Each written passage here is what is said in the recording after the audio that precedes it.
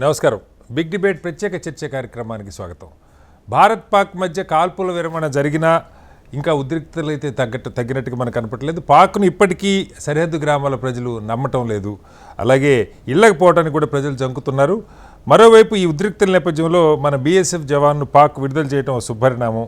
మరోవైపు చైనా ప్రభుత్వ ఆధ్వర్యంలోని గ్లోబల్ టైమ్స్ వ్యతిరేక వార్తలు ప్రచురించడంపై భారత్ ఆగ్రహం వ్యక్తం చేసింది, తమ నిరసనను తెలియజేసింది.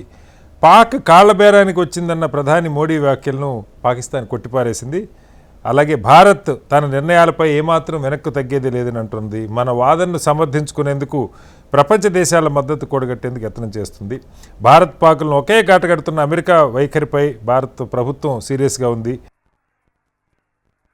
భారతదేశం యొక్క పరాక్రమాన్ని వాళ్ళు తట్టుకునేటువంటి ఒక పరిస్థితి లేదు. పాకిస్తాన్ ఇప్పటికే తీవ్రమైన అప్పుల్లో కూరుకుపోయినటువంటి పాకిస్తాన్ చివరకు వాళ్ళు కాళ్ళబేరానికి వచ్చి మేము సీజ్ ఫైర్ చేస్తామని చెప్పిన తర్వాత భారతదేశం అంగీకరించింది. యుద్ధ సమయంలో అన్ని జెండాలు ఒకటే కావాలండి, ఒకటే ఎజెండా, మన దేశ రక్షణ ఎజెండా కావాలి. కాబట్టి బీఆర్ఎస్ పార్టీది ఒక ఒపీనియన్, ఇంకో పార్టీది ఒక ఒపీనియన్ కాదు. భారతదేశం ఎజెండా ఒకటే, ఉగ్రవాదాన్ని తుదముట్టించాలని. అంత మేరకు మనం సక్సెస్ అయినాం. ఉగ్రవాదానికి అనుకూలంగా ఉన్న దేశానికి మద్దతు ఇస్తారా, దాన్ని పెంచి పోషిస్తున్నటువంటి దేశాన్ని మద్దతు ఇస్తారా, లేదా ఉగ్రవాదం మీద పోరాటం చేస్తున్నటువంటి దేశాన్ని మద్దతు ఇస్తారో ఒకసారి ఆలోచించాలి. యునైటెడ్ నేషన్స్ రికగ్నైజ్డ్ టెర్రరిస్ట్ పాకిస్తాన్లో ఉన్నారు, వాళ్ళ హెడ్ క్వార్టర్స్ పాకిస్తాన్లో ఉన్నాయి. భారత ప్రభుత్వము లేదా మన త్రివిధ దళాలు వాస్తవాన్ని చూపెట్టినాయి ప్రపంచానికి. దాడి చేసి ఇక్కడ హెడ్ క్వార్టర్ ఉంది అని చెప్పి చూపెట్టినాయి. మనం స్వయంగా చూసినాం. ఉగ్రవాదులను భారతదేశం హతమారిస్తే ఉగ్రవాదుల యొక్క ఫ్యూనరల్స్కి మిలిటరీ పర్సనల్ అటెండ్ అయ్యాను. అంటే ఏంది దాని అర్థం? అంటే మీరే ఉగ్రవాదులను పెంచి పోషిస్తున్నారు, ఉగ్రవాదాన్ని పెంచి పోస్తున్నారని చాలా స్పష్టంగా అర్థమైపోయింది కదా. కాబట్టి ప్రపంచం మేటి దేశాలు ఏవైనా కూడా, కామన్ సెన్స్ ఉన్న వాళ్ళు ఎవరైనా కూడా, ఎందుకంటే ఆయన మొన్న ట్రంప్ గారు వచ్చేదో కామన్ సెన్సు, ఇంటెలిజెంట్ అది అని మాట్లాడాడు. కామన్ సెన్స్ ఉన్నటువంటి అమెరికా కూడా ఈరోజు భారత్ వైపే ఉండాలి తప్ప ఇంకా వేరే ఆప్షన్ లేదండి. పాకిస్తాన్ అనేది ఒక పిచ్చోని చేతిలో రాయి. అలాంటి పాకిస్తాన్కు అండగా ఎవరు నిలుస్తారు? ఎవరు నిలవరు. Even including China also. డైరెక్ట్గా ఎవరు కూడా వాళ్ళకి మద్దతు అందించేటట్టు ఒక అది లేదు. కాబట్టి ఈ సందర్భంగా భారత ప్రజలందరికీ మేము పిలుపునిస్తున్నాం. ఏదేమైనా మనం దేశంతో ఉండాలి, అవసరమైనప్పుడు మనం కూడా పోరాటం చేయడానికి సిద్ధంగా ఉండాలని చెప్పి ఈ సందర్భంగా మేము పిలుపునిస్తాం. బిగ్ డిబేట్లో ఈ అంశాల మీద చర్చించడానికి మనతో వినోద్ కుమార్ గారు, రిటైర్డ్ ఐఎఫ్ఎస్ అధికారి, అలాగే కాంగ్రెస్ పార్టీ సీనియర్ నాయకులు ఉన్నారు. డాక్టర్ ప్రకాష్ రెడ్డి గారు, భారతీయ జనతా పార్టీ సీనియర్ నాయకులు, ప్రధాన కార్యదర్శి మనతో జాయిన్ అయ్యారు. మరి కాసేపట్లో పెంటపాటి పుల్లారావు గారు, ప్రముఖ రాజకీయ సామాజిక విశ్లేషకులు, వారు కూడా మనతో జాయిన్ అవుతారు. ప్రకాష్ రెడ్డి గారు, చాలా డెవలప్మెంట్స్ ఉన్నాయి. ఒకటి, మనకి ప్రస్తుతానికి సీజ్ ఫైర్ అయితే అమల్లో ఉంది. గత 48 గంటలుగా సోమవారం రాత్రి కూడా కొన్ని డ్రోన్స్ వచ్చినాయి, కానీ ఆ తర్వాత నుంచి బహుశా మొన్న రాత్రి నుంచి 10 తర్వాత నుంచో ఎప్పటి నుంచో ఇప్పటిదాకా దాదాపు ఒక 48 అవర్స్గా అట్టించి కవ్వింపులు ఏమి లేవు. డ్రోన్లు కానీ లేదు, షెల్లింగ్ కానీ మరొకటి కానీ ఏమి లేవు. అయితే మనకి కొత్త సమస్యలు కూడా కొన్ని కనపడుతూ ఉన్నాయి. చైనా వాళ్ళ అధికారిక వెబ్సైట్, వాళ్ళ సోషల్ మీడియా గ్లోబల్ టైమ్స్లో భారత్కు వ్యతిరేకంగా పాక్ ఏది చెప్తే అది వాట్సాప్ యూనివర్సిటీ వార్తలు లాంటి వార్తలు వేస్తుందన్నది ఒకటైతే, అలాగే టర్కీ కేవలం షిప్పుల్ని పంపించడమే కాకుండా డ్రోన్లని ఇచ్చింది. ఆ డ్రోన్లతో పాటు ఆ డ్రోన్ల మీద ట్రైనింగ్ ఇవ్వగలిగినటువంటి ట్రైనర్స్ కూడా పంపింది. వాళ్ళల్లో కూడా 2 చనిపోయారు మన బాంబింగ్లో అని చెప్పి ఒక వార్త ఉన్నది. అలాగే టర్కీని పూర్తిగా, టర్కీ ప్రోడక్ట్స్ని కానీ టర్కీ ప్రయాణాలను కానీ బాయ్కాట్ చేయాలి ఒక పెద్ద మూమెంటు, హ్యాష్ట్యాగ్ మూమెంట్ నడుస్తుంది. పెద్ద ఎత్తున రెస్పాన్స్ కూడా ఉంది. మన బీఎస్ఎఫ్ జవాన్ని వాళ్ళు మనకి హ్యాండ్ ఓవర్ చేశారు. మనం కూడా తిరిగి వాళ్ళ రేంజర్ని ఒక అతన్ని మనం కూడా ఇవ్వటం జరిగింది. ఇలా అనేక పాకిస్తాన్లో ఇప్పటికి కూడా ప్రజలైతే వెనక్కి రమ్మని అటు భారత ప్రభుత్వం పిలిపిస్తున్నా, ఉమర్ అబ్దుల్లా పిలిపిస్తున్న సీఎం రావటానికైతే ఆ బార్డర్లో ఉన్నటువంటి గ్రామాల ప్రజలు భయపడుతున్నారు. ఒకటి, వాళ్ళకి ఆ బంకర్లు సరిపోవట్లేదు. 2, ఇళ్ళు కూడా చాలా దెబ్బతిన్నాయి. పాకిస్తాన్ని మేము నమ్మలేమని వాళ్ళు బహిరంగంగా చెప్తున్న పరిస్థితి. ఎన్ని అంశాల మీద ఏంటి? అలాగే ఇవాళ నిన్న మనకు వచ్చిన వార్త, cabinet sub committee on security జరుగుతుంది ప్రధాని అధ్యక్షతన అన్నారు, కానీ మరి జరిగిందో లేదో ఆ వార్తలు అయితే మనకేం తెలియలేదు. త్రివిధ దళాధిపతులు భారత రాష్ట్రపతికి అయితే అప్డేట్స్ అయితే, బ్రీఫింగ్ అయితే ఇచ్చినట్టుగా మనం చూస్తాం. ఏంటి లేటెస్ట్ డెవలప్మెంట్స్ ప్రకాష్ రెడ్డి గారు? ఒకటి అంటే cabinet committee on national security అనేది పొద్దున క్యాబినెట్ మీటింగ్ కంటే ముందు జరిగినటువంటి మీటింగ్ అది. తర్వాత భారత క్యాబినెట్ మీటింగ్ ఉదయం జరిగింది, 11 గంటలకు అనుకుంటా. క్యాబినెట్ కూడా జరిగింది, 1 గంట దాకా 2 గంటల దాకా జరిగింది. 1 గంట దాకా జరిగినట్టుంది క్యాబినెట్ మీటింగ్.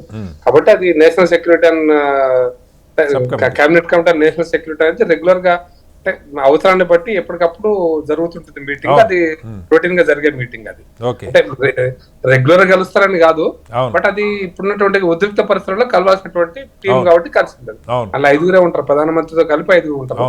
దాంతో పాటు అవసరమైన డిఫెన్స్, ఫైనాన్స్ సెక్రటరీ వీళ్ళంతా కలుపుతుంటారు. ఎందుకంటే నేషన్ రెండోది అంటే త్రివిధ దళాలకు వాస్తవానికి ప్రధానమంత్రి గైడెన్స్ లో పనిచేస్తున్నా, కేబినెట్ గైడెన్స్ లో పనిచేస్తున్నా, దానికి చీఫ్ ఎవరు అంటే రాష్ట్రపతి భారత రాజ్యాంగం ప్రకారం. కాబట్టి ఇది నైతికమైనటువంటి responsibility, as per the constitutional responsibility కూడా ఆర్మీ అంతా కూడా ఎప్పటికప్పుడు రిపోర్ట్ చేయాల్సింది రాష్ట్రపతికి. ప్రధానమంత్రి కూడా ఒకవేళ రిపోర్ట్ చేయాలనుకుంటే ఆర్మీకి సంబంధించి ఏం చేస్తే మంచి ఉంటుంది రిపోర్ట్ చేయాలనుకుంటే టెక్నికల్ గా రాష్ట్రపతికి రిపోర్ట్ చేయాలి. రాష్ట్రపతి అధీనంలో పనిచేస్తుంది ఒకవేళ యుద్ధం అంటూ వస్తే. కాబట్టి అది కూడా ఒక రొటీన్ పరిణామంగా తీసుకోవాలి. దాని పెద్ద సిగ్నిఫికెంట్ రోల్ ఏం కాదు. అయితే మీరు చెప్పినటువంటి 2-3 పరిణామాలు ఏంటంటే, ఒకటి టర్కీ డ్రోన్స్ పంపించింది అనేది అది ఓపెన్ సీక్రెట్. ఆ టర్కీని ఆ డ్రోన్స్ ను ఆపరేట్ చేసేగలిగే, డ్రోన్స్ ను అంటే పంపించగలిగేటువంటి శక్తి సామర్థ్యాలు ఉన్న, టెక్నాలజీ సాంకేతిక పరిజ్ఞానం ఉన్న పాకిస్తాన్ లో ఉండకపోయి ఉండొచ్చు. ఎందుకంటే పాకిస్తాన్ ఆ స్థాయిలో లేదు కూడా. కాబట్టి ట్రైనింగ్ చేయడం కోసం, క్రూ ట్రైనింగ్ చేయడం కోసం టర్కీ నుంచి పంపించారు. ఎందుకంటే టర్కీ ఓపెన్ గా మేము పాకిస్తాన్ తో ఉన్నామని చెప్పిన తర్వాత ఏది పంపించిన సైన్యాన్ని పంపిస్తున్నారని కూడా చెప్పినారు. కాబట్టి సైన్యాన్ని పంపించవచ్చు, ఏదైనా పంపించవచ్చు. దానికి వాళ్ళకు అడ్డు అదుపు ఉండదు. ఒకవైపు మేము పాకిస్తాన్ తో ఉన్నామని ఓపెన్ గా ప్రకటించిన తర్వాత ఇక మనం ఇది పంపిరా అది పంపిన దాని గురించి చర్చించుకోవాల్సిన అవసరం లేదు. అయితే సోషల్ మీడియాలో వస్తున్నటువంటి వార్తలు, ప్రజల స్పందన కూడా ఈరోజు పూణేలో మనం ఆపిల్స్ దిగుమతి చేసుకుంటాం టర్కీ నుంచి. ఆపిల్స్ దిగుమతిని బంద్ చేసినాం, ఎందుకంటే నేషనల్ ఫస్ట్ అనేటువంటి కాన్సెప్ట్ లో ఉన్నాం. ఇంకేవో కొన్ని ప్రోడక్ట్స్ దిగుమతి చేసుకుంటాం, ఆ ప్రోడక్ట్స్ నేషనల్ ఫస్ట్ అనే కాన్సెప్ట్ లో దిగుమతి చేసుకోము అని ఈవెన్ పూనాలో ఉన్నటువంటి ఫ్రూట్స్ ట్రేడర్స్ అందరూ కూడా ఏకగ్రీవ తీర్మానం చేశారు. సుమారుగా టూరిజం విషయంలో కూడా టర్కీకి ఇస్తాంబుల్ అంటే టర్కీ ఓల్డెస్ట్ ఉంటాయి కాబట్టి, భారతదేశం లాగానే పాత ప్రాచీనమైనటువంటి కట్టడాలు ఉంటాయి కాబట్టి అది టూరిజం అది ఒక అట్రాక్టివ్ పాయింట్. కాబట్టి భారతదేశం సుమారుగా 200-300 మిలియన్ డాలర్ల వ్యాపారం వాళ్ళకు నష్టం జరుగుతున్నట్టు ఈరోజు మీడియాలో మనం చూస్తున్నాం. మనకు కూడా చాలా ఇంటర్నేషనల్ ఫ్లైట్స్ వయా ఇస్తాంబులే వెళ్తాయి. చాలా రెగ్యులర్ గా అమెరికా వెళ్ళే ఇవన్నీ కూడా వయా ఇస్తాంబులే వెళ్తున్నాయి. మనం ఇప్పుడు మన దోహా నుంచో, దుబాయ్ నుంచో, లేకపోతే ఖతార్ నుంచో రకరకాలు ఉన్నాయి, చాలా ఉన్నాయి. యూరోప్, మన జర్మనీ అక్కడ నుంచి కూడా, ఆమ్స్టర్డామ్ నుంచి అక్కడ నుంచి మనం ఆపరేట్ చేసుకోవచ్చు. That is not important.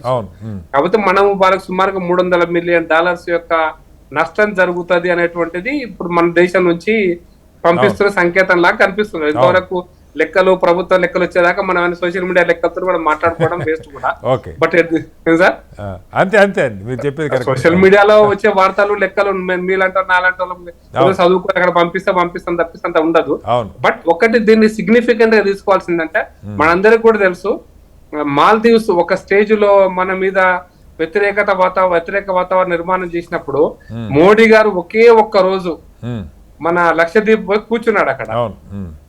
అంటే టూరిజం కి సంబంధించిన ఒక సంకేతాన్ని ఇచ్చాడు. ఇక్కడ కూడా టూరిజం బాగా ఉంటుంది, మీరు మాల్దీవ్సే కాదు ఇక్కడ కూడా మనం టూరిజం డెవలప్ చేసుకోవచ్చు అని ఒక్క సంకేతం తర్వాత మాల్దీవ్స్ కి ఇచ్చిన సంకేతంతో మాల్దీవ్స్ దిగొచ్చినట్టుగానే ఇవన్నీ కూడా ఈ రోజున్న పరిస్థితుల్లో మీరు అన్నట్టు శ్రీనివాస్ గారు, ప్రపంచంలో గివ్ అండ్ టేక్ అనేటువంటి ఇచ్చిపుచ్చుకోవడం అనేటువంటిది, ఒకటి మద్దతు ఇస్తా వారు మద్దతు ఇవ్వకపోవడం అనేది ఆర్థిక అంశాల మీద ముడిపడే ఎక్కువ ఉంది అనేటువంటిది ఈ రోజు మనకు బయటకు బాగా కనిపిస్తున్న విషయం. ఈవెన్ చైనా పాకిస్తాన్ కు మద్దతు ఇవ్వడంలో కూడా వాళ్ళ వ్యాపారం ముడిపడింది తప్పిస్తే ఇంకోటి కాదనేటువంటిది కనపడుతుంది. ఎందుకంటే వాళ్ళ సిల్క్ రోడ్ కావచ్చు, కరాచీ నుంచి వాళ్ళ లోపలికి రావడం కావచ్చు, పిఓకే వాళ్ళ దగ్గర ఉండడం వల్ల చైనాకు వచ్చే అడ్వాంటేజ్ కావచ్చు. ఇక్కడ భారతదేశం తుర్కమెనిస్తాన్ లాంటి దేశాలతో డైరెక్ట్, రష్యాతో అంటే పాత రష్యాతో డైరెక్ట్ కనెక్ట్ రాకూడదని కూడా ఉండొచ్చు. లేదా ఒకవేళ పిఓకే వచ్చిన తర్వాత ఇమీడియట్ గా అక్సాచిన్ మీద భారతదేశం ఒత్తిడి చేస్తారనే భయం ఉండదు. ఎన్ని కారణాలు ఉండొచ్చు. అంటే అంతర్జాతీయమైనటువంటి ఈ ఒత్తిడులు, ఈ పోరాటాలు క్రీస్తు పూర్వం వేల సంవత్సరాల నుంచి కూడా రెండు దేశాల మధ్య ఎటువంటి పోరాటాలు, భారతదేశంలో రాజుల మధ్యలో కావచ్చు, విదేశాలతో కూడా మనకు జరిగినటువంటి పోరాటాలు శ్రీనివాస్ గారు అని ఎత్తులు పై ఎత్తులు రాజ్యాలు, రాజ్య వ్యవస్థ జరిగేటువంటివి ఇవన్నీ కూడా. కాబట్టి మనం ఈ రోజు ఈవెన్ అమెరికా పాకిస్తాన్ దివాలా తీసింది కాబట్టి అమెరికా పాకిస్తాన్ పెద్ద ఇంట్రెస్ట్ ఉండదు. చైనా అమెరికా ఇంట్రెస్ట్ కానీ, చైనా భారతదేశం ఇంట్రెస్ట్ కానీ, భారతదేశం అమెరికా ఇంట్రెస్ట్ కానీ మోస్ట్లీ ఇప్పుడు ట్రేడ్ మీద, వ్యాపారం మీద నడుస్తున్నాయి. ఇది కనపడుతున్న సత్యం అది. కాబట్టి ఇప్పుడు ఈవెన్ ఈ టర్కీ విషయంలో కూడా మన దేశం నుంచి ట్రేడ్, మన యొక్క వ్యాపారం, మన యొక్క టూరిజం వీటన్నిటి మీద ఏదో చర్చ జరుగుతుంది. అట్లాగే చైనా కూడా, చైనా అధికారిక వెబ్సైట్, అధికారిక సోషల్ మీడియా హ్యాండిల్ కూడా మనం బ్లాక్ చేసామంటున్నారు. ఇబ్బంది ఉండే అవకాశం అందుకోసం శ్రీనివాస్ గారు, చైనా నుంచి మన దేశానికి కూడా, మన చైనాకు మన దేశం మీద బాగా కోపం ఉంటది, ఎక్కువ ఉంటది కోపం. ఎందుకు అంటే చైనాలో ఉత్పత్తి రంగం దెబ్బతింటే, లేదా చైనా ఉత్పత్తుల మీద అమెరికా కనుక టారిఫ్ వేస్తే, లేదా చైనా ఉత్పత్తులు ఏ కారణం చేతనైనా చైనా నుంచి రావాలనుకుంటే ఎనీ బహుళజాతి కంపెనీ, మల్టీనేషనల్ కంపెనీకి భారతదేశం కూడా ఒక అవకాశం ఉంది. కాబట్టి యుద్ధం జరిగితే భారతదేశం నుంచి రాకపోవచ్చు, అక్కడ వియత్నాంకో కొంచెం శాంతి ఉన్న దేశాలకు పోవచ్చు కాక వాళ్ళు పెట్టుబడిదారులు ఎవరైనా వ్యాపారం చూసుకుంటారు, వాళ్ళు లాభం చూసుకుంటారు. కానీ భారతదేశం అభివృద్ధి, భారతదేశ ప్రజలకు అనేది ఉండదు, వ్యాపారస్తులకు వ్యాపారం ఉంటుంది, రాజమంత్రి అది. కాబట్టి పోతారనే దీంట్లో కూడా వాళ్ళు యుద్ధం కోసం ప్రేరేపించారు పాకిస్తాన్ ని ఇండైరెక్ట్ గా. But at the same time మన దేశానికి, మన భారతదేశానికి we are the I think 5th biggest మనం ఇంపోర్టర్స్ చైనా నుంచి, తక్కువ ఇంపోర్ట్ చేసుకోవట్లేదు. కాబట్టి రెండో అంశం, ముడిపడిన అంశం ఏంటంటే మన ఇంపోర్ట్స్ కనుక టోటల్ గా బ్యాన్ చేస్తే చైనా ఉత్పత్తి రంగం కూడా దెబ్బతింటారు సార్. కాబట్టి చైనా ఉత్పత్తి రంగం మన మీద కూడా డిపెండ్ అయింది, చాలా కొన్ని దేశాల మీద, చాలా కొద్ది దేశాల మీద వాళ్ళ ఉత్పత్తి రంగం ఆధారపడింది. కాబట్టి మనమేం తక్కువ లేము. సౌత్ కొరియా, ఇండియా, అమెరికా, ఇవి 4 దేశాలు ఉన్నట్టున్నాయి డిపెండ్ అయి ఉన్నాయి. కాబట్టి రాబోయే రోజులలో ట్రేడ్ అనేటువంటి చాలా ఇంపార్టెంట్. కాబట్టి ఆ దేశం యొక్క, ఆయా దేశాల యొక్క ఆర్థిక కొనుగోలు శక్తి, ప్రజల కొనుగోలు శక్తి కూడా ఇంపార్టెంట్. కాబట్టి ట్రేడ్ దీంట్లో ఒకటే ఫైనల్ గా చెప్తున్నది అంటే సార్, ఈ రోజు ఉన్న పరిస్థితులలో టర్కీ భారతదేశం యొక్క సంబంధాలు కావచ్చు, భారత పాక్ సంబంధాలు కావచ్చు, భారత చైనా సంబంధాలు కావచ్చు ముడిపడి ఉన్నాయి. కాబట్టి ప్రైమ్ మినిస్టర్ ఒక మాట చెప్పాడు, terrorism and trade will not go together and water and blood will not go together అని చెప్పినటువంటి మాటలు కనుక మనం అమలు చేయగలిగితే ఈ రోజు మన యుద్ధం కంటే ఎక్కువ మనకు పాకిస్తాన్ దిగి రావాల్సిన పరిస్థితి వస్తుంది. దానికోసం ఎత్తుగడలు అవసరం, టైం టు టైం ఎత్తుగడలు అవసరం. ఈ రోజు ఈ ఎత్తుగడ ఇస్తాం కాబట్టి అంటే కాదు, ఇక్కడ వాడు పై ఎత్తేస్తాడు, ఇంకోటి మన మీద పై ఎత్తేస్తాడు. కాబట్టి ఎప్పటికప్పుడు అప్రమత్తంగా ఉండి మన లక్ష్యం సాధించడం కోసం ముందుకు పోవడం. 1 అడుగు 2 అడుగులు వెనుకకేసినామంటే దాని అర్థం మనం వదిలిపెట్టినామని కాదు. సింహం 2 అడుగులు వెనుకకేసిన అంటే నా వేట కోసం ముందుకు పోతుంది అనేది, అది ఎట్లయితే సహజ లక్షణమో మనం కూడా వెనుకకు పోతున్నామంటే ముందుకు పోమని కాదు, ముందుకు పోతాం. కొంచెం ఓపిక ఆలోచించి ఖచ్చితంగా వాళ్ళు ఎత్తేస్తారు, మనం పై ఎత్తేయాలి, లేదా మనం ఎత్తేస్తాం వాళ్ళు పై ఎత్తేస్తారు. దానికి తగ్గట్టుగా మన స్ట్రాటజీ ఉండాలి. అది చైనాతోనైనా సరే, అమెరికాతోనైనా సరే, ప్రపంచంలో ఏ దేశానికి ఏ దేశం మిత్రులు కాదు సార్.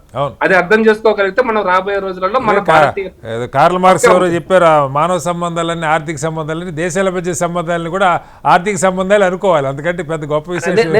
సాంస్కృతిక సంబంధాలు భారతదేశం ఉండడానికి అవకాశం లేదు సార్. ఇక అందుకోసం ఇంకా మిగిలింది ఎందుకు మనకి ఆర్థిక సంబంధాలు కదా. కల్చరల్ రిలేషన్షిప్ ఉంది అనుకోండి. ఇప్పుడు టర్కీకి పాకిస్తాన్ కి కల్చరల్ రిలేషన్షిప్ ఉంది, మనకు పాకిస్తాన్ కి మనకి ఓపెన్ ఒప్పుకునే విషయం కదా.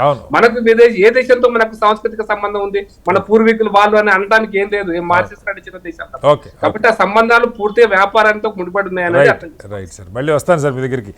వినోద్ గారు, ద్వైపాక్షిక అంశాలకు సంబంధించి ఇప్పుడు కాల్పుల విరమణ సరే కాస్త ఒడిదుడుకులు, తొంటరి చేష్టలు పాకిస్తాన్ వైపు నుంచి ఉన్నా, ఎందుకంటే ఆ రోజు విరమణ ప్రకటించిన రోజు కొంత ఫైరింగ్ జరిగింది, మన అధికారులు, ఒక అధికారితో పాటు 5గురు చనిపోయారు. ప్రధాని ప్రసంగం జరిగిన రోజు కూడా అట్నుంచి డ్రోన్స్ వచ్చినాయి. కానీ మొత్తానికి గత 48 గంటలుగా అది ఆగింది. ఇవాళ మన వైపు నుంచి, వాళ్ళ వైపు నుంచి మన BSF జవాన్ని హ్యాండ్ ఓవర్ చేశారు మనకి, పూర్ణ సాహుని. అలాగే పాక్ రేంజర్ మన దగ్గర ఉన్నతను కూడా మనం అప్పగించాం. కొంత ద్వైపాక్షిక చర్చలు లాంటివి యుద్ధ నీతిలో ఉండేటువంటి అండర్స్టాండింగ్స్ ప్రకారం జరుగుతున్నాయి. ఈ క్రమంలోనే పాక్ మళ్ళా సింధు జలాల అంశాన్ని కూడా, రద్దు విషయాన్ని కూడా పరీక్షించండి, ఒకసారి రివ్యూ చేయండి అని చెప్పి కోరుతున్నట్టుగా ఒక వార్త వస్తూ ఉంది. అంటే మనం చెప్తా ఉన్నాం, మన కోపం పాకిస్తాన్ ప్రజల మీద కాదు, అక్కడ ఉన్న టెర్రరిజం మీద, టెర్రరిజాన్ని ప్రోత్సహిస్తున్న ప్రభుత్వం మీద. బట్ మరి దీన్ని భారత ప్రభుత్వం ఎలా చూసే అవకాశం ఉంది మీ ఆలోచనలో? అంటే ఇప్పుడు అది ముందుగా తోటి ప్యానలిస్టులకు, తర్వాత మీ ప్రేక్షకులకు మీకు నమస్కారం చెప్తూ, ఇప్పుడు మనకి ఏదైతే సీజ్ ఫైర్ అనౌన్స్ చేశామో, కొద్దిగా అంటే ఏం జరుగుతున్నది అనేది ఒక 2-3 ముక్కలు మాట్లాడిన తర్వాత ఇది ఇండస్ వాటర్ ట్రీట్మెంట్ దాని గురించి ఒకసారి మాట్లాడుకుందాం. అయితే ఇప్పుడు యాక్చువల్గా ఏదైతే సింధు స్టార్ట్ చేయగానే వాళ్ళు ఏమనుకున్నారు అని అంటే, ఎప్పుడు మనం ఇంతకుముందు మన ముంబై మీద అటాక్ అయినప్పుడు, తర్వాత పహల్గామ్లో వచ్చినప్పుడు, తర్వాత ఊరిలో వచ్చినప్పుడు మనం పోయి ఏదో ఒక దాని మీద టార్గెట్ చేసి ఒక 2 బాంబులు వేసి వెనకకు వస్తున్నాం, అవును. ఇలాంటివి అయిపోతే ఏం పెద్ద జరగదులే అనే ఆలోచనలో కొంతవరకు వాళ్ళ ధోరణి ఉన్నట్టయితే కనిపించింది. అవును.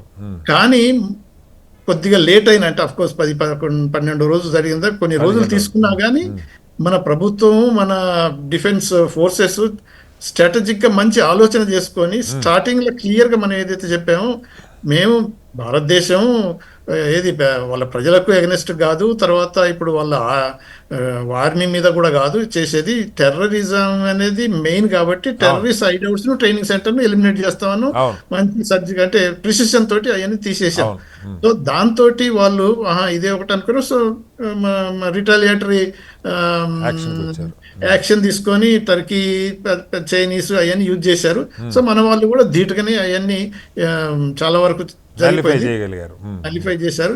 బట్ ఫేజ్ 3లో, సింధూర్ 3లో మాత్రం ఏదైతే సెలెక్టెడ్ ఎయిర్ బేసెస్ అన్నిటి మన వాళ్ళు టార్గెట్ చేశారో, తర్వాత వాళ్ళ డిఫెన్స్ అయితే రాడార్స్ అంటే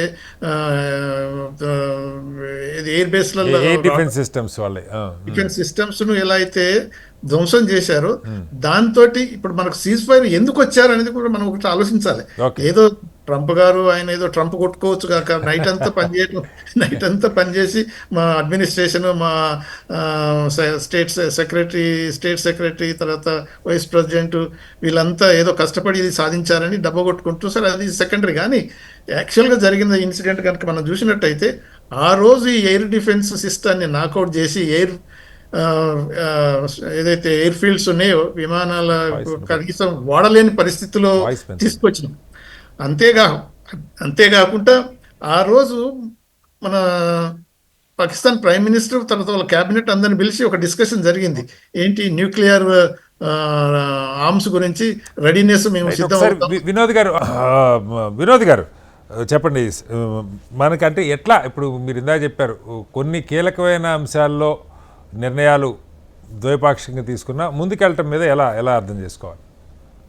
అంటే ఇప్పుడు మీరు అన్నది ఏంటంటే, ఇప్పుడు మనం సీజ్ ఫైర్ ఇంప్లిమెంట్ చేయటం ఎలా జరిగింది అనేది కొద్దిగా చెప్పడానికి ప్రయత్నం చేశాను. ఏంటంటే, ఇప్పుడు ఎప్పుడైతే వాళ్ళ ఎయిర్ బేసెస్ అన్ని ఇనాపరేబుల్ గా తయారైనాయో, వాళ్ళ తర్వాత న్యూక్లియర్ ఆర్సనల్ బ్లాక్ మెయిల్ చేయటం ఏదైతే చేశారో, వాటి ఎంట్రన్స్ లోనే మన ఎయిర్ ఫోర్స్ క్లోజ్ చేసింది. వాళ్ళ అంటే డైరెక్ట్ గా అటాక్ చేయకూడదు కూడా, బట్ ఉన్న ఇది నిజమేనంటారా వినోద్ గారు? అంటే ఒక నిన్నటి నుంచి ఒకటి వైరల్ అవుతా ఉంది, అక్కడ న్యూక్లియర్ లీకేజ్ కూడా జరిగింది, మనం చెప్పట్లేదు కానీ అక్కడ దెబ్బ పడింది, ఆ కారణంగానే పాకిస్తాన్తో పాటు ప్రపంచం అంతా కూడా వణికిపోయి అర్జెంటుగా ముందు సీజ్ ఫైర్కి వెళ్ళకపోతే డేంజర్ అని. అలాగే ఆ లీకేజ్ ఆపడానికి విదేశాల నుంచి బోరాన్తో ఒక పెద్ద విమానం వచ్చింది, బోరాన్ అనే ఒక గ్యాస్ ఆ లీకేజ్ ఆపడానికి, ఇట్లా రకరకాల వార్తలు వచ్చినాయి. మరి ఎవరు వీటిని కన్ఫర్మ్ చేయట్లేదు, ఎలా అర్థం చేసుకుందాం? ఇప్పుడు అదే మీరు అన్నది ఏంటంటే, అక్కడ లీకేజ్ అయిందా లేకపోతే దాన్ని మనం హిట్ చేసామా, అది నిజంగా జరిగిందా అనేది కొద్దిగా అఫ్కోర్స్ ఇంకా కన్ఫర్మేషన్ మనం చేయలేదు, వాళ్ళు చేయలేదు. కానీ మనం ఏంటంటే, మన air force nearest air station ఏదైతే ఉందో ఎయిర్ ఫోర్స్ వాళ్ళది, దాని ద్వారానే ఈ న్యూక్స్ అని తీసుకొచ్చి పేలోడ్ మీద పెట్టి ఫైరింగ్ స్టార్ట్ అవుతుంది. అయితే అలా జరగకుండా ఉండడానికి ఎయిర్ ఫీల్డ్ను నాశనం చేశారు. దాని తర్వాత మరి పిక్చర్స్ ఎంతవరకు కరెక్ట్ అని ఇంటర్నేషనల్ సాటిలైట్ దాంట్లో చూసినట్టయితే, ఆ కిరాణా హిల్స్ లో ఏదైతే ఉన్నదో వీళ్ళ హైడౌట్, అది మనకి ఇచ్చిన లిస్ట్ లో కూడా లేదు. మామూలుగా ఎవ్రీ ఇయర్ జనవరి ఫస్ట్ వీక్ లో మొత్తం ఇది ఇన్ఫర్మేషన్ ఎక్స్చేంజ్ చేసుకుంటాం, న్యూక్లియర్ ఆర్సనల్ ఎక్కడ ఉన్నాయని, ఏమేమి ఉన్నాయని చేసుకోవాలి. కానీ వాళ్ళు ఎప్పుడు మెన్షన్ చేయలేదు, చేయరు కూడా, ఎందుకంటే డిసెప్టివ్ కాబట్టి. సో వాళ్ళ ఎంట్రన్స్ ఏదైతే ఉంటుందో ఆ దారి మొత్తం క్లోజ్ అయిపోయింది. దానివల్ల ఏమవుతుందని అంటే, క్వైట్ పాసిబుల్ అదే కాకుండా అక్కడ కొన్ని ట్రెమర్స్ కూడా వచ్చినట్టు కూడా విన్నాము. సో దానివల్ల వాళ్ళ ప్రజలు ఏమంటారంటే, మళ్ళీ అదే కాకుండా 100 కిలోమీటర్స్ డిస్టెన్స్ లో ఉన్న వాళ్ళందరినీ ఖాళీ చేయాలి, వేరే సేఫ్ గా వెళ్ళమన్నట్టు వార్తలు వచ్చినాయని చాలా మంది కూడా వెళ్ళిపోతున్నారు. సో అది 100% మనకు కన్ఫర్మ్ కాకపోయినా దేర్ ఈస్ సమ్ ట్రూత్. ఎందుకు అని అంటే, అదే రోజు 10వ తారీఖు నాడు మార్నింగ్ షాబాద్ షరీఫ్ ఆయన కేబినెట్ అంతా కూర్చొని న్యూక్లియర్ ఇష్యూస్ గురించి డిస్కస్ చేశారు. దానివల్ల ఏమైందంటే, ఒక చిన్న మాట ఏమంటాం, ఇది ఫైర్ లేకపోతే స్మోక్ రాదు అన్నట్టు సంథింగ్ ఈజ్ దేర్. దానివల్ల ఆ డౌన్ అయిపోయింది కాబట్టి ఇక వాళ్ళు ఎయిర్ ఫోర్స్ కూడా ఆపరేషన్ ఏదైతే 11 ఎయిర్ ఫోర్స్ ఎయిర్ బేసెస్ అన్ని దెబ్బ కొట్టాం. ఎయిర్ బేసెస్ అన్ని ఏదైతే దెబ్బ తీసామో ఇనాపరేబుల్గా ఉన్నాయో దానివల్ల ఇక వాళ్ళకు గత్యంతరం లేక ఓకే కాళ్ళబేరానికి వచ్చినట్టు వచ్చి 12 గంటల నుంచి అదే రోజు 12 గంటల నుంచి చాలా ట్రై చేస్తున్నారు. మన మినిస్టర్ ఆఫ్ ఎక్స్టర్నల్ అఫైర్స్ మన వాళ్ళ హై కమిషన్ ఢిల్లీలో వాళ్ళ అంటే హై కమిషన్ లేరు కానీ మన చార్జ్ అఫైర్స్ మన యాక్టింగ్ హై కమిషన్ తోటి ఆయన ఒకటే వెంటబడి ఇమ్మీడియట్ గా మాట్లాడతారు. మా డీజీ ఏమో మాట్లాడతారంటే మన డీజీఎంఓ వాజ్ బిజీ, ఎందుకంటే వార్ టైం కాబట్టి టైం లేదు మాట్లాడలేదు అంటే 3 గంటల తర్వాత అంటే 3:30కి మనకు లైన్ కలిసింది. అంటే ఈ 3 hours వాళ్ళు వెంటబడ్డారు. Okay okay imagine. కాకపోతే ఏంటంటే ఇక వాళ్ళు మామూలే కదా, సౌదీని బతిలాడటం, తర్వాత ఖతర్ వాళ్ళని కాలు పట్టుకోవటం, చైనా పట్టుకోవటం, తర్వాత ఇక అమెరికా పోయి బతిలాడటం అదంతా జరిగితే చివరికి ఓకే అప్పుడు 3:35కు మన డీజీఎంఓ చేసి okay we'll agree will go for it and from 5 o'clock onwards will go for the ceasefire stop చేసిద్దామన్నారు. సో అంటే ఇవన్నీ జరిగినాయి కాబట్టి ఎందుకు జరిగినాయి అంటే దే హ్యావ్ నో ఆప్షన్. కాళ్ళబేరానికి రాక తప్పలేదు. కాకపోతే ఏంటంటే ఇప్పుడు మళ్ళీ ఇప్పుడు పాకిస్తాన్ చూడండి ఎంత విక్టరీ ర్యాలీస్ తీసేస్తున్నారు. అంటే వాళ్ళ ప్రజలకు వాళ్ళు ఇది మన ఏమంటారు ఈ ఆర్టిఫిషియల్ ఇంటెలిజెన్స్ ఏఐ వచ్చిన తర్వాత అంటే ఎవరు వాట్సాప్ యూనివర్సిటీ వాళ్ళకు ఉన్నాయా, అదొక పెద్ద సమస్య అయిపోయింది వినోద్ గారు.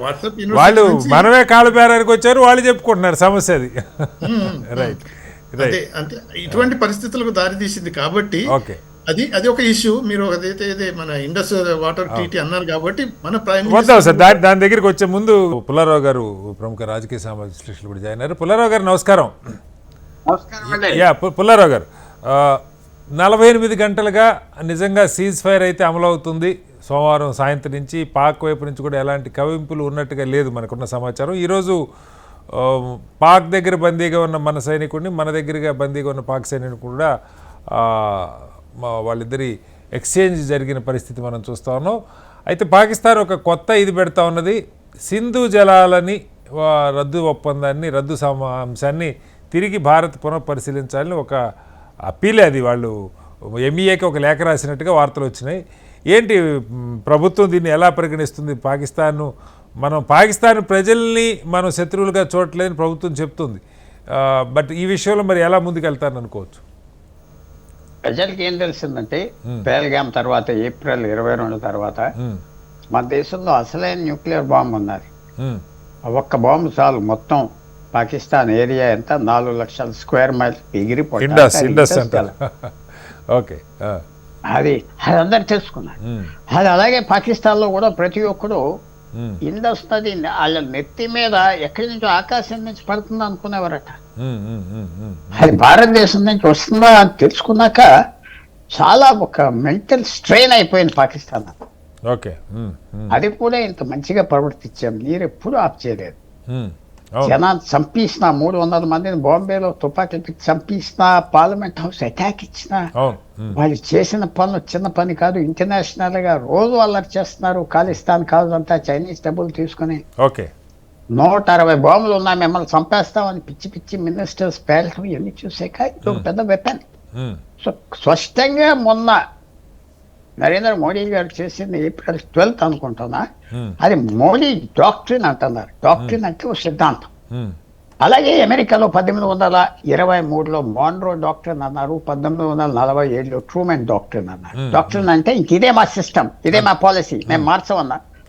1823 ఇప్పుడు 2025 మాన్రో డాక్ట్రిన్ నిలబడింది. అమెరికా ఏ శక్తులు అయినా బయటకు వచ్చి ఏ శక్తి అయినా స్నేహం ఇక్కడ ఒక బేస్ పెడితే మేము యుద్ధానికి వెళ్ళిపోతామన్నారు. సౌత్ అమెరికా, సెంట్రల్ అమెరికాలో ఎవరు పెట్టలేదు అప్పుడు.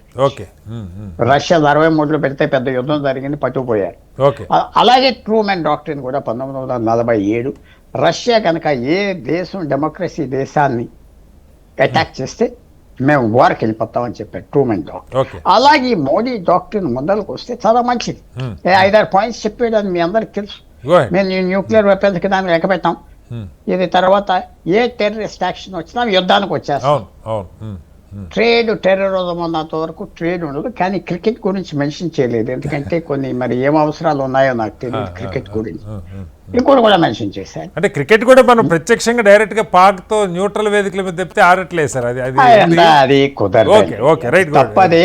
రైట్. అది వేల కోట్లు తినేసి ఆ క్రికెట్ ఆడేవాళ్ళు ఈ దేశానికి జోక్ అయిపోయింది కదా. మీరు నేను కత్తులతో దెబ్బలాడుకొని మన పిల్లలు రేపు పొద్దున్న ఇంటి ముందు క్రికెట్ మ్యాచ్ ఓకే రైట్. అది జోక్ అని టీచ్ చేశారు దేశాన్ని. ఓకే. ఆఖరి పాయింట్ ఏమన్నాడంటే నరేంద్ర మోడీ ఇవన్నీ బాగానే ఉన్నాయి, ఎవరైనా డిస్కషన్కి వస్తే 2 పాయింట్స్ డిస్కస్ చేస్తా అన్నాడు. టెర్రరిజం మా భూమి మాకు తిరిగి ఇలాగ ఇచ్చేస్తాను. లాస్ట్ పాయింట్, ఇంద్రజలాలు ఒప్పందాన్ని ఎత్తిసాం, అది రిస్టోర్ చెయ్యం, రక్తం నీరు పాకేంత వరకు కుదరదు అన్నాడు. అంటే కొద్దిగా ఇప్పటి వరకు నీరు ఆఫ్ చేయలేదు. ఆఫ్ చేయటం కూడా మనకి వెంటనే సాధ్యం కాదు, అక్కడ చాలా అది కూడా ఇన్ఫ్రాస్ట్రక్చర్ లేదు అనగానే బ్రహ్మాస్త్రం అనగానే వాడకూడదు, అది చూపెట్టాలి. అది చూపెట్టేసి వాడతాం, వాడాక ఇంకా దాని ఉపయోగం లేదు, ఇంకా లేదు. సో అది వాడకుండా చూపెట్టారు, నీరు ఎల్లనేస్తున్నారు. కానీ కొంచెం నీరు తగ్గిస్తాం, మీకు అంత అవసరం లేదు, మా జనాభా పెరిగేమని 10 సంవత్సరాలు బట్టి అంటున్నారు, మీకు వేస్ట్ అయిపోతాను, సముద్రానికి పోతుంది అన్నారు. సో తప్పకుండా అది బల మీదకి తీసుకొచ్చి పెట్టారు. నీరు డైవర్ట్ చేయటం 6 నెలల్లో చేయొచ్చు, టనెల్స్ ద్వారా. అది మంతెనెస్ ఏరియా కాబట్టి 100-500 మైళ్ళు అవన్నీ ఉన్నాయి, నెట్వర్క్ ఉన్నది. సో ఇది ఒక పెద్ద విషయం, పాకిస్తాన్ కూడా ఆలోచించుకోవాలి, మనం కూడా ఓకే చేద్దాం. నువ్వు ఈ థ్రెట్స్ ఇవన్నీ మారాలి, మాకు గుడ్ బిహేవియర్ కావాలి, అది చేస్తారు ప్రభుత్వం, అది చేస్తారు. ఇదొక మనం పీస్ఫుల్ గా వెళ్ళాలి. పాకిస్తాన్ ప్రజలకి మనం అలాంటి వాళ్ళని చెప్పకూడదు, జ్ఞాపకం చేయాలి. 80 సంవత్సరాలు నీరు తాగేవు, మా నీరు తాగేవు అని చెప్పాలి. Right right. అలాగే దీనికి సంబంధించి ఏమంటారు సార్?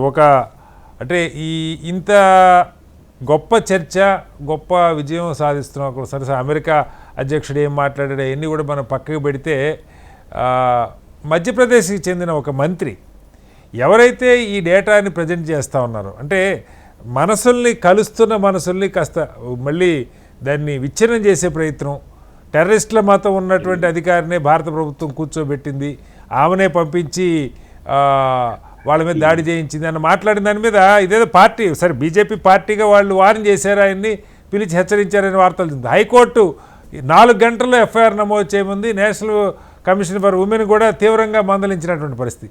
ఒకళ్ళే కాదు, బీజేపీకి సంబంధించి చాలా నిష్కాంత్ దుబే ఏదేదో మాట్లాడుతూ ఉన్నారు. కొంతమంది ఆర్ఎస్ఎస్ నాయకులు కూడా అసలు ఎందుకు యుద్ధం ఆపారు అంటే దీన్ని అసలు ఎలా అర్థం చేసుకోవాలి సార్? ఈ సోషల్ మీడియా ప్రభావం అనుకోవాలా, విపరీతమైన హైప్ క్రియేట్ కావటం అనుకోవాలా? ప్రభుత్వం తీసుకున్న నిర్ణయం మీద రకరకాల సందేహాలు వస్తూ ఉన్నాయి, రకరకాల సందేహాలు వ్యాప్తిలో ఉన్నాయి. ఎలా అర్థం చేసుకోవాలి పుల్లారావు గారు? ఇది చాలా అసహ్యమైన పని. ఒక విషయం మనం చూస్తున్నాం ఏంటంటే, ఒక ఎమ్మెల్యే ఈ పార్టీ ఆ పార్టీ అని కాదు, చాలా లో లెవెల్ ఐక్యూ మాట్లాడకూడదు అని పార్టీ ఒకటి చెప్పాలి. పార్టీ చెప్పాలి, ఇష్టం వచ్చినట్టు మాట్లాడకూడదు, అందరినీ డ్యామేజ్ చేస్తున్నావు, దేశం ఇమేజ్ పాస్ చేస్తున్నావు, నువ్వు ఒక చదువు లేని సన్యాసివి, నువ్వేం చేస్తున్నావు చెప్పాలి, ముందలే చెప్పాలి. ఆ మాటలు బయటకు వచ్చాక ఆ డ్యామేజ్ మాకేం సంబంధం లేదనుకోని రాజకీయ పార్టీలు అంటారు, వాడు ఏదో ఇండిపెండెంట్ గా అన్నాడు, వాడు అవన్నీ కుదరవు. రాజకీయ పార్టీ తరఫున వాడు ఎమ్మెల్యే, ఎంపీ, మంత్రి అయితే దింపేయాలి, తీసేయాలి. ఇది బ్రూటల్ గా తీసేయాలి, ఈ రాత్రే తీసేయాలి. ఎంతో చక్కటి అందరూ మెచ్చుకున్న యాక్షన్, యూనిటీ, దేశంలో విశేషమైన యూనిటీ వచ్చింది. అది పాస్ చేయడానికి వాడిని తీసేయాలి, ఇంకా లెక్క ఉండకూడదు, వెంటనే దింపేయాలి. దింపేస్తారని భావిస్తున్నా, మంచి ఇమేజ్ స్పాయిల్ చేశాడు, తెలియచేసాడు. కానీ ఇంకా తెలుసుకుంటారు కదా ఫ్యూచర్ లో ఇలాంటి యాక్షన్ తీసుకుంటే, తీసుకోవాలి యాక్షన్. దీంతో పాటు సార్ ఒమర్ అబ్దుల్లా జమ్మూ కాశ్మీర్ సీఎం కూడా 1-2 వ్యాఖ్యలు ఆయన నిన్న వేరే నేషనల్ మీడియాలో మాట్లాడుతూ ఆయన మాట్లాడుతున్నది ఏంటంటే, ప్రభుత్వం సైనికుల్ని మిగతా అన్నీ బాగానే ఉన్నాయి, కాశ్మీర్ పౌరులు ఎవరైతే ప్రాణాలు కోల్పోయారో లేదా కుటుంబాలు నష్టపోయినాయో బంకర్లలో ఉన్నారు, ముఖ్యంగా షెల్లింగ్ని తట్టుకోవడానికి వాళ్ళు కొన్ని చోట్ల బంకర్లు ధ్వంసం అయిపోయినాయి, వాళ్ళ ఇళ్ళు ధ్వంసం అయిపోయినాయి, వాళ్ళు తిరిగి వెనక్కి రావడానికి సుముఖంగా లేరు వాళ్ళ స్వస్థలాలకి. దీని మీద కేంద్ర ప్రభుత్వం గట్టిగా దృష్టి పెట్టాలి, వాళ్ళని పెద్ద ఎత్తున ఆదుకోవాలని కూడా ఉమర్ అబ్దుల్లా అప్పీల్ చేసి, నిజంగా కూడా ఇవాళ ప్రభుత్వం పిలుస్తున్నా, కాశ్మీర్ ముఖ్యమంత్రి పిలుస్తున్నా కూడా ప్రజలు they are not willing to go back అని మన వార్తలు వస్తూ ఉన్నాయి సార్. మేము పాకిస్తాన్ ఇంత త్వరగా నమ్మలేము, మమ్మల్ని ఆదుకోండి అని వాళ్ళు మొరపెట్టుకున్నట్టుగా వార్తలు వస్తున్నాయి. ఎలా అర్థం చేసుకోవాలి పుల్లారావు గారు? తప్పకుండా ప్రభుత్వం ఫెయిల్ సేఫ్ మెథడ్స్ చేయాలి ఇలాంటి వాళ్ళకి. వాళ్ళు బోర్డర్ విలేజెస్ పాలసీ అనేది ఉన్నది గవర్నమెంట్ లో. బోర్డర్ విలేజెస్ లో మన జనం ఉండాలి, కనపడాలి. చైనా బోర్డర్ అవునే, పాకిస్తాన్ బోర్డర్ అవునే, వాళ్ళకి స్పెషల్ ఫెసిలిటీస్ ఇవ్వాలి, ప్రొటెక్షన్ ఇవ్వాలి, ఇన్సూరెన్స్ ఇవ్వాలి, వాళ్ళు అక్కడ ఉండటం రిస్క్ తీసుకున్నందుకు వాళ్ళకి బెనిఫిట్స్ చూపెట్టాలి. అది ఇప్పుడు చూపెట్టలేదు సఫిషియెంట్ గా అంటే నాకు ఆశ్చర్యంగా ఉండాలి. ఎందుకంటే వాళ్ళు మన కీ సోల్జర్స్ ఎవరైతే ప్రాంతాల్లో బోర్డర్లో తిరుగుతున్నారో. మీకు కార్గిల్లో పాకిస్తానీ వచ్చి ఆక్యుపై చేశారు. ముందు చెప్పింది వీళ్ళే కదా, గొర్రెల కాపర్లు కదా, అక్కడే కదా. ఎవరు చెప్పారు? టెలిస్కోప్స్ చెప్పినాయా, సాటిలైట్స్ కాదు. సో వాళ్ళని బాగా చూడాలి. చూడటం లేదంటే నాకు చాలా ఆశ్చర్యం. చూస్తారు, పాలసీ మార్చుకుంటారు. బోర్డర్ ఏరియాస్ లో ఎవరున్నారో వాళ్ళకి స్పెషల్ కేటగిరీగా చేస్తే ఇంకా జనం అక్కడికి వెళ్తారు. లైఫ్ పోయినా మళ్ళీ చూసుకుంటున్నారు. వాళ్ళ సోల్జర్స్ ఎలా ట్రీట్ చేస్తున్నాం అలా ట్రీట్ చేయాలి. వాళ్ళు చచ్చిపోతే వాళ్ళకి ఎలా చూస్తున్నాం సోల్జర్స్ ని, బోర్డర్ ఏరియాస్ లో ఉన్న ప్రజలు కూడా అలా ట్రీట్ చేయాలి. రైట్. ఒకసారి ప్రకాష్ రెడ్డి గారు, ఎట్లా అంటే ఈ బోర్డర్కి సంబంధించి, సరే ఒకటి మన వైపు ప్రభుత్వాలు ఆదుకోలేదన్న దానికన్నా అసలు ముందు మేము పాకిస్తాన్ని నమ్మి మేము వెళ్ళలేము, వాళ్ళు ఎప్పుడు బాంబులు వేస్తారు, ఎప్పుడు షెల్లింగ్ చేస్తారో అర్థం కాని పరిస్థితి, వాళ్ళు కొంచెం ఆందోళన చెందుతున్న పరిస్థితి మనకు కనపడుతుంది. రెండవది, ఇప్పుడే నేను చెప్పాను, భాజపా మధ్యప్రదేశ్ మంత్రి గారి వ్యాఖ్యలు ఎలా అర్థం చేసుకోవాలి అంటే కఠినంగా గతంలో కూడా ప్రకాష్ రెడ్డి గారు సారీ టు సే చాలా సందర్భాల్లో ఇప్పుడు పుల్లారావు గారు అన్నట్టుగా అవి వాళ్ళ వ్యాఖ్యలు వాళ్ళ వ్యక్తిగతమనో లేదు పార్టీ పరంగా మీరు ఏదో వాళ్ళని వార్న్ చేయటం తప్ప గట్టి చర్యలు సమాజం మొత్తానికి ఒక సంకేతం ఇచ్చేలాగా చర్యలు అయితే లేవన్నది వినపడుతున్న మాట. సార్ ఏం చెప్తారు? సార్ ముందు నేను ఈ మధ్యకాలంలో యుద్ధం జరిగే కంటే కొద్ది 3 రోజుల ముందే ఒక వన్ ఆఫ్ ది టాప్ అంటే ఒక కాన్స్టిట్యూషనల్ పోస్ట్ లో ఉన్న వ్యక్తిని పేరు పెట్టి చెప్పడం మంచిది కాదు, కానీ నేను ఆయనతో మాట్లాడుతున్నప్పుడు ఒక విషయం చెప్పాడు. మా అందరికి మోడీ గారి నుంచి ఒక మంచి అంటే వచ్చింది, దానికి కారణాలు కూడా చెప్పాడు. అంటే ప్రజలను అంటే పాకిస్తాన్ లో కానీ బంగ్లాదేశ్ లో ప్రజలు భారతదేశానికి వ్యతిరేకం కావద్దు. కొద్దిమంది 5% 3% తీవ్రవాదులు లేకపోతే మతవాదులు మత మౌఢ్యుల వ్యతిరేకం అవుతారు, కానీ ఓవరాల్ గా ప్రజలు భారతదేశానికి వ్యతిరేకం కావాలి. అయినప్పుడు మన యుద్ధాన్ని గెలవడం అంత ఆశామాషి కాదనేటువంటిది ఒక అభిప్రాయాన్ని మోడీ గారు వ్యక్తపరిచినట్టుగా చెప్పారు. ఇది ఒక పాయింట్. రెండో పాయింట్ ఏం చెప్పారంటే, గుర్తు చేస్తే ఏం చెప్పారంటే, మనం 71 వార్ లో బంగ్లాదేశ్ మనం విజయం సాధించడం మనం గొప్పగా చెప్పుకుంటున్నాం, కానీ అది ప్రజల మద్దతు సాధించగలిగినాం, అది ఒకటి గుర్తుపెట్టుకోవాలని చెప్పారు. షేక్ ముజిబుర్ రెహమాన్ నాయకత్వంలో బంగ్లా ప్రజలందరూ కూడా మన సైన్యాన్ని ఆహ్వానించారు, మన సైన్యానికి సహకరించారు. మన సైన్యం అందుకోసం యుద్ధంలో ఈజీగా విజయం సాధించగలిగినాం బంగ్లాదేశ్ లిబరేషన్. కాబట్టి ప్రజలు సహకరిస్తే యుద్ధం చేయడం చాలా ఈజీ అవుతుంది మన సైన్యానికి కూడా. ఇంతకుముందు పుల్లారావు గారు చెప్పినట్టుగా బార్డర్ లో ఎట్లా ఉంటది అనే విషయంలో. కాబట్టి ఈవెన్ పాకిస్తాన్ ఆక్రమిత కాశ్మీర్ లో ఉన్న ప్రజలు కనుక మనకు సహకరిస్తే పీఓగా తెచ్చుకోవడం చాలా ఈజీ సార్. వాళ్ళు సహకరించినంత వరకు మనం తెచ్చుకోవడం చాలా కష్టమైన పని. అందుకోసమనే మోడీ గారి ఆలోచనలో నేను పేరు చెప్పాను, కానీ చాలా స్పష్టంగా ఉంది అని చెప్పడానికి నేను వెనకకు పోవట్లేదు సార్. నేను వ్యక్తి పేరు చెప్పాను, కానీ మోడీ గారి అభిప్రాయం మా పార్టీ యొక్క విధానం ఇది మాత్రం చెప్పదలుచుకున్నాం. అంటే అది పాకిస్తాన్ లో ఉన్న అందుకోసమే ఇప్పుడు టర్కీకి మీరు వ్యాక్సిన్ ఎందుకు పంపించారు, మనం వ్యాక్సిన్ ఫ్రీగా పంపించాం టర్కీకి. బంగ్లాదేశ్ కూడా మనం ఫ్రీ వ్యాక్సిన్ ఇచ్చాం సార్. బంగ్లాదేశ్ లో మన హిందువుల మీద దాడి జరుగుతుందంటే కొద్దిమంది తీవ్రవాదులు చేస్తుండొచ్చు, కానీ మొత్తం 20 కోట్ల మంది బంగ్లాదేశ్ ప్రజలందరూ కూడా దాని వెనుక ఉన్నారని మనం అనుకోవడానికి లేదు. ఎందుకంటే అక్కడ మిలిటరీ యాక్షన్ జరుగుతుంది కాబట్టి ప్రజలు రేపు పొద్దున నిజంగా ఓటేసినప్పుడు ఎటువైపు ఉంటారో చూద్దాం, అది కాలం చెప్తుంది. కాబట్టి ప్రజలకు మన భారత ప్రజలు భారతదేశం బంగ్లా ప్రజలకు వ్యతిరేకం కాదు, పాకిస్తాన్ ప్రజలకు కూడా వ్యతిరేకం కాదు. కానీ ప్రభుత్వాలు తీసుకున్న నిర్ణయాలను మీరు ప్రభావితం చేయగలుగుతారు కాబట్టి మీరు మేల్కొండని ఒక రకంగా ఎడ్యుకేట్ చేయడం ప్రయత్నం చేస్తాము.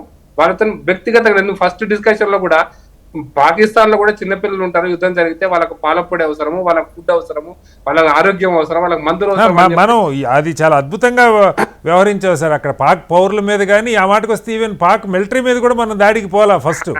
అంటే ఈ పదం చెప్తే కొంతమంది తీవ్రవాదులు వ్యతిరేకించే వాళ్ళకి పోస్ట్ పెట్టిండొచ్చు కాక, కానీ నేనేమంటున్నా అంటే పాకిస్తాన్ ప్రజల సహకారం ఉంటే పాకిస్తాన్ గెలవటం ఈజీ సార్, తీవ్రవాదాన్ని గెలవడం కూడా ఈజీ సార్ రాబోయే రోజుల్లో.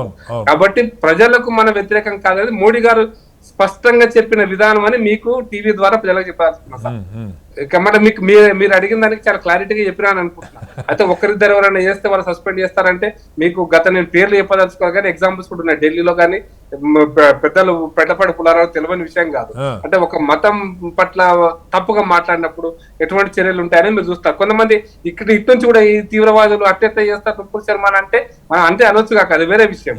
కానీ డిస్కషన్ ఎట్లుంటది అనే దానికి ఎగ్జాంపుల్ కనపడ్డా సార్. నేను ఎగ్జాంపుల్ గా చెప్తాను దాన్ని, అందుకోసమనే దాన్ని ఎంత దూరం తీసుకపోవడానికి వేరే విషయం, అది ఒక పాయింట్. రెండోది అన్నట్టు పాకిస్తాన్ బార్డర్ లో కూడా ఖచ్చితంగా పుల్లారావు గారు చెప్పినట్టు పాకిస్తాన్ సరిహద్దులలో ఒకవేళ నిజంగా తీవ్రవాదులు వస్తున్నారు అంటే మనం వ్యతిరేకంగా ఉంటే తీవ్రవాదులను వాళ్ళు ఆహ్వానించే అవకాశం ఉంటుంది సార్.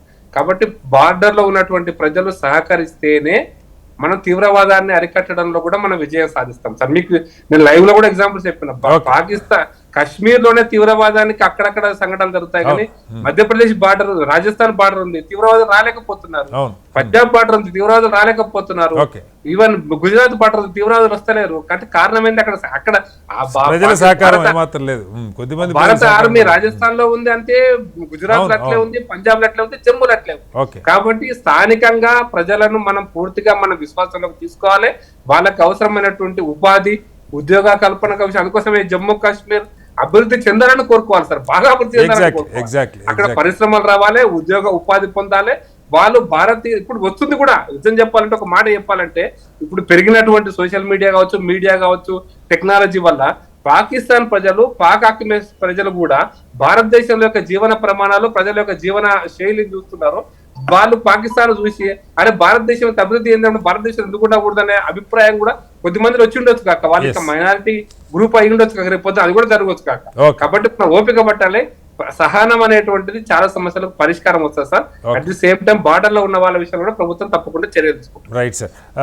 వినోద్ గారు, ఇక్కడ రెండో అంశం, ఇప్పుడు మనం ఈ 3 రోజుల టెర్రరిజం మీద యుద్ధం తర్వాత భారత్ పెద్ద ఎత్తున అటు మిలిటరీ అధికారులతో పాటు విదేశాంగ మంత్రి కూడా ప్రపంచ దేశాల కంటే డిప్లొమసీ అనుకోండి, ఇంకోటి అనుకోండి, వాళ్ళకి ఏం జరిగిందో మనం చాలా వివరంగా ఎక్స్ప్లెయిన్ చేసేటువంటి ప్రయత్నం, పాక్ని దౌత్యపరంగా ఒంటరిని చేయాలన్న ప్రయత్నం మీద చాలా సీరియస్ ఎఫర్ట్ పెడతా ఉన్నారు.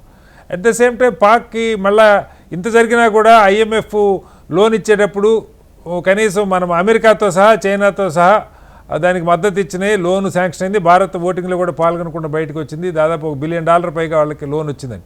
కొన్ని దేశాలు ప్రత్యక్షంగా ఇస్తున్నాయి, కొన్ని పరోక్షంగా ఇస్తున్నాయి. ఈ ఎఫర్ట్ ఏ స్థాయికి, ముఖ్యంగా టర్కీకి సంబంధించి కూడా, ఒక పాకిస్తాన్ తర్వాత ఇవాళ అంత మూర్ఖపు నాయకత్వం టర్కీకి మనకు కనపడుతుంది. ఆయన ఎవరో ఉన్నాడు, ఎర్డోగాన్. సో ఈ ఇస్లాం మతం వేరు, ఇస్లామిస్టు తీవ్రవాదం వేరు అన్నది ఆయా సమాజాలకు తీసుకెళ్లటంలో కానీ, లేదు టెర్రరిజానికి పాకిస్తాన్ ఒక బేస్గా అయిందన్న దాన్ని కానీ మనం ప్రపంచ దేశాల ముందు బలంగా పెట్టడానికి ఇంకా ఏం చేస్తే బాగుంటుంది?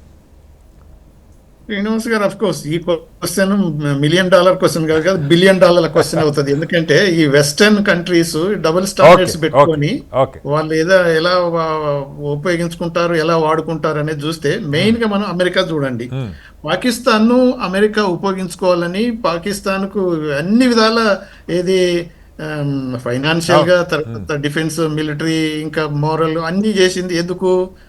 అది కోల్డ్ వార్ ఉన్నప్పటి నుంచి ఇప్పుడు కూడా ఆయన మాట్లాడితే, అమెరికా మాట్లాడితే పాకిస్తాన్, చైనా ఇద్దరు చాలా గొప్ప నేతలు, ఇద్దరు మంచి నిర్ణయం తీసుకున్నారు, తెలివైన నిర్ణయం, ఇద్దరిని సమానంగా మాట్లాడుతున్నాడు ఆయన దుర్మార్గంగా. అదే కదా, ఇప్పుడు కనీసం Modi best friend, India is best friend అనే ట్రంప్ పాకిస్తాన్ ఎక్కడ, ఇండియాకి ఎక్కడ, పాకిస్తాన్ ఇండియాకు ఈక్వేట్ చేయటం ఈక్వల్ గా. దానికి కూడా మన వైపు నుంచి గట్టి ఖండనే రాలేదు సార్. సరే, ప్రకాష్ రెడ్డి గారు బాధపడ్డా కూడా ప్రధాని స్థాయిలో ఖండన రావాలి, అది రావట్లా. శ్రీనివాస్ గారు, వినోద్ గారు ఒక్క నిమిషం డిస్టర్బ్ చేస్తారు.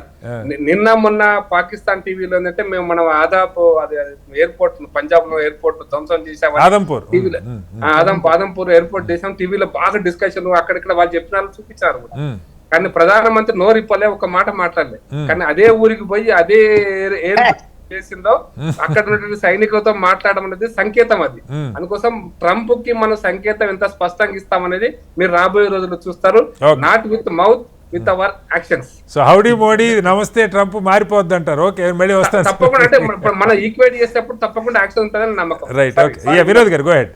ఇప్పుడు అదే మీరు అన్నారు కదా, మన డిప్లొమసీ ఫెయిల్ కాలేదు, కానీ వాళ్ళ డబుల్ స్టాండర్డ్ ఎక్కువ కావటం వల్ల మనం కొంతవరకు సాధించాం. ఏది ఈ పహల్గామ్ ఇన్సిడెంట్ జరిగిన తర్వాత ఇంటర్నేషనల్ కమ్యూనిటీకి ఇన్ఫార్మ్ చేసాం. మన ఫారెన్ మినిస్ట్రీ, ఫారెన్ సెక్రటరీ, వాళ్ళ అంబాసిడర్స్ అంతా పిలిచి వాళ్ళకంతా డీటెయిల్ గా ఇన్ఫార్మ్ చేయటం, మన ఎంబసీస్, మిషన్స్ అందరికి ఇన్ఫర్మేషన్ ఇచ్చి అక్కడ గవర్నమెంట్లకు ఎక్స్ప్లెయిన్ చేయడం అనేది. తర్వాత ఎవ్రీ స్టేజ్, ఎవ్రీ డే లో కూడా, అంటే మన డ్యూరింగ్ ఆపరేషన్ కూడా సింధూర్ బ్రీఫింగ్స్ పెట్టి మనం అప్డేట్స్ కూడా ఇస్తూ వచ్చాం. అన్ని అప్డేట్ చేసి ఇస్తున్నాం. కాకపోతే ఏంటంటే టు బి అంటే క్లియర్ గా పాకిస్తాను పోయి అమెరికా వాని కాలు పట్టుకుంటది, ఇటు సౌదీ వాళ్ళ కాలు పట్టుకుంటది, లేకపోతే ఏది ఖతార్ వాళ్ళు ఎవరికి దగ్గరికైనా, ఎందుకంటే వాళ్ళ గత్యంతరం లేక ఫెయిల్డ్ స్టేట్ కాబట్టి వాళ్ళ కాలు పట్టుకొని ఏదైనా చేస్తుంది. కానీ మనం ఏంటంటే అలా ఏం చేయవలసిన అవసరం లేదు కాబట్టి. అదే కాకుండా పాకిస్తాన్ ఎప్పుడు ఏం చేస్తుంది, ట్రై చేస్తుంది ఇంటర్నేషనలైజ్ చేయాలి ఈ కాశ్మీర్ ఇష్యూ అనేది ఫ్రమ్ ద బిగినింగ్ ప్రయత్నం. మనమేమో no scope for any third party, bilateral గా మేము డిస్కస్ చేసుకుంటామని ఆ సిమ్లా అగ్రిమెంట్ లో క్లియర్ గా మనం దాన్ని కూడా ట్రంప్ గారు పదే మాట్లాడుతున్నారు. నేను కాశ్మీర్ విషయంలో మీకు హెల్ప్ చేస్తా, కాశ్మీర్ విషయం ఆయనకేదో ఆయన ప్రపంచ శాంతి పరిరక్షణ అనుకుంటున్నాడు, కానీ భారత్ సావర్నిటీని క్వశ్చన్ చేస్తున్నట్టుగా అనిపిస్తుంది. వినోద్ గారు టైం అసలు ఇప్పుడు మన అది ప్రెసిడెంట్ ఆఫ్ అమెరికా అంత పెద్ద సూపర్ పవర్ అనేది క్లెయిమ్ తీసుకుంటే 1000 years వారు నేను ఏబుల్ టు స్టాప్, అది ఏం మాట్లాడుతున్నాడు అంటే అది మనకు అంటే ఇక కొద్దిగా సెన్సిబుల్ మనిషి కూడా అలా చేయడు. కానీ ట్రంప్ వేరే ఉన్నాయి. ఇప్పుడు ట్రంప్ ఆశలు ఏంటంటే ఆయనకు ఒక నోబెల్ ప్రైజ్ కావాలనే ఉద్దేశం. ఆఖరికి పుల్లారావు గారు లాస్ట్ సెంటెన్స్, ఈ ప్రశాంతత ఇలాగే కొనసాగుతుంది అనుకోవచ్చా కనీసం? తప్పకుండా అనుకోవచ్చు. ఎందుకంటే చాలా క్లియర్ గా ఆ డాక్టరీన్ అన్నాను, అలాగే చైనాతో కూడా మనం డాక్టరీన్ చెప్పాలి కొన్ని కండిషన్స్. అది క్లారిటీ పాకిస్తాన్కి వచ్చింది, మనకు వచ్చింది, ప్రపంచానికి వచ్చింది. అందువల్ల అది వాళ్ళ చాయిస్. వాళ్ళు ఉగ్రవాదీలు పంపించి చేస్తే యుద్ధం డిక్లేర్ చేస్తాం, పర్వాలేదు యుద్ధం అంటే జరుగుతుంది. సో క్లారిటీ వచ్చింది. మనం కూడా అందాక చెప్పినట్టు ప్రకాష్ రెడ్డి గారు, అంబాసిడర్ గారు, మనం కూడా పీపుల్తో మనకేం తగువ లేదని చెప్పాం కదా, పాకిస్తాన్ ప్రజలతో తగువేం లేదు. సో పీస్ ఉంటుంది అని మాత్రం నేను ఎక్స్పెక్ట్ చేస్తాను. రైట్ సార్, మొత్తంగా ఇది లేటెస్ట్ అప్డేట్స్. పాక్తో చర్చలు జరుగుతూ ఉన్నాయి. ఆ చర్చలు ఏవైనా సరే పిఓకేని అప్పగించటము, లేదంటే టెర్రరిజానికి వ్యతిరేకంగా చెప్తున్నారు. అయితే యుద్ధ రంగంలో పాల్గొన్నటువంటి దళాలు కొన్ని ఒప్పందాలు చేసుకుంటే ఆ ఖైదీల యుద్ధ రంగంలో పట్టుకున్న వాళ్ళని మార్చుకోవటం దగ్గర నుంచి మొదలుపెడితే కొన్ని దేశాల నుంచి భారత్ పట్ల వ్యతిరేకత, టర్కీ ముఖ్యంగా టర్కీ, అజర్బైజాన్ లాంటి దేశాల నుంచి కాస్త ఇబ్బందికరమైన పరిస్థితులు వస్తున్నాయి. వాటిని భారత్ బలంగా ఎదుర్కొనే ప్రయత్నం, బాయ్కాట్ అన్న ప్రయత్నం జరుగుతుంది. అంతిమంగా ఈ శాంతి పరిడవిల్లాలి, శాంతి వర్ధిల్లాలని కోరుకుందాం. చర్చలో పాల్గొన్న ప్రకాష్ రెడ్డి గారికి, అలాగే వినోద్ గారికి, పుల్లారావు గారికి ప్రత్యేక ధన్యవాదాలు. ఇది వాళ్ళ బిగ్ డిబేట్. మరొస్తుంది, మళ్ళీ కలుద్దాం. నమస్కారం, సెలవు.